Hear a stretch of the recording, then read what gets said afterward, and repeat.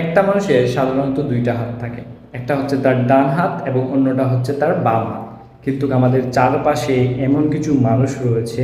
যারা তাদের জীবনে ডান হাত এবং বাম হাতের বাইরে অন্য একটা হাত প্রসেস করে, সেটা হচ্ছে তাদের থার্ড হ্যান্ড, ইনভিজিবল একটা হ্যান্ড, এবং ওটার নাম হচ্ছে অজুহাত। যাদের জীবনে অজুহাত নামের এই হাতটাকে প্রসেস করে এবং কারণে অকারণে বিভিন্ন অ্যাক্টিভিটিসের মধ্যে ওইটা ব্যবহার করে, তারা জীবনে কখনো গ্রো করতে পারে না, কখনো শাইন করতে পারে না, এবং নিজের আলো ছড়িয়ে দিতে পারে না তাদের চারপাশে। সুতরাং আপনি যদি এই ইনভিজিবল হার্টটা আপনার জীবনে ধারণ করে, আপনার করণীয় হচ্ছে